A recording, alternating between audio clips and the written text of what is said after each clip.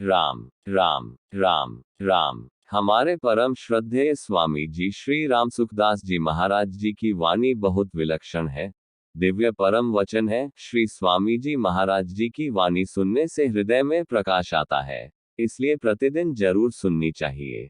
प्रवचन 5 नवंबर 1993 प्रातः 5 बजे। विषय स्वत सिद्ध शांति। परम श्रद्धेय स्वामी जी महाराज जी कह रहे हैं कि स्वाभाविक ही परिपूर्ण सम शांत सद्घन चिघन आनंद घन परमात्मा है। ऐसे एक शांति मालूम होनी चाहिए। स्वत स्वाभाविक आत्मसंस्था मन कृत्वा न किचिदपि चिंतयेत, कुछ भी चिंतन न करे तो तत्व में स्थिति हो जाएगी। चंचलता मिट जाए तो शांति हो जाए। भजन करते हैं तो एक शांति मिलती है। वह किसी सांसारिक पदार्थों की शांति नहीं है, संसार के त्याग से शांति मिलती है। वह हम है जी रहे हैं पर मर रहे हैं, ऐसे ही मानते हैं संयोग से सुख है, जबकि सुख वियोग में है। बातों से तो समझ में आ जाती है, पर अनुभव करो। अनुभव कैसे करें? इस संदर्भ में घड़ी का उदाहरण देकर समझा रहे हैं। घड़ी की इच्छा हुई और घड़ी मिल जाती है तो सुख हुआ, तो मानते हैं घड़ी से सुख हुआ। जबकि घड़ी मन से बाहर निकली तब सुख हुआ, तो सुख घड़ी के मिलने से नहीं, घड़ी के त्याग से सुख हुआ। घड़ी मन से बाहर निकल गई। अगर घड़ी से ही सुख मिलता तो फिर दुख होता ही नहीं। अशांति होती है तो समझना चाहिए कि मन में कोई बात है, कामना है। शांति तो स्वत सिद्ध है, तो संसार के संबंध से दुख होता है। पर मानते हैं संसार से सुख होता है। मुख देखते हैं दर्पण में, पर पक्का विचार होता है कि दर्पण में मुख नहीं है। ऐसे ही संसार में सुख दिखता है नहीं। रुपया होने से आफत और हो जाती है कि कहाँ रखें। विचार करें तो समझ में आती है। एक बाबा जी थे, कहीं धूप में जाते तो पैर जल जाते, जूते नहीं थे तो एक माई ने जूते दे दिए। तो बाबा जी एक दिन भजन करने के लिए अंदर बैठे, ज्योति बाहर थी। तो भजन की जगह ज्योतियों का चिंतन होने लगा कि कोई ले ना जाए।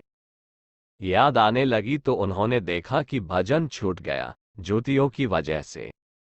तो उन्होंने एक ज्योति एक दिशा में फेंकी, दूसरी ज्योति दूसरी दिशा में फेंकी, ताकि कोई दूसरा भी इसको न पहने।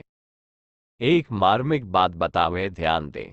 चीजों के साथ आप 8 पहर भी रह सकते नहीं। जैसे नींद आती है तो वस्तु छूट जाती है कि छोड़ो छोड़ो नींद आ रही है। नींद आने से ही स्वास्थ्य रहता है, नींद से ताजगी आती है। तो वस्तुओं के संबंध से थकावट आती है और वस्तुओं के त्याग से शांति आ जाती है। वस्तुओं के बिना महीने भर रह सकते हो, पर नींद बिना एक पल भी नहीं रह सकते। तो ये दुखालय है। युक्ति से समझा देते हैं तो थोड़ी शांति मिल जाती है। संसार के साथ संबंध विच्छेद से सुख है, संसार के साथ संबंध से सुख नहीं है। संसार से सुख मिले ये बात बैठी हुई है तो शांति नहीं मिलती। त्याग कैसे हो?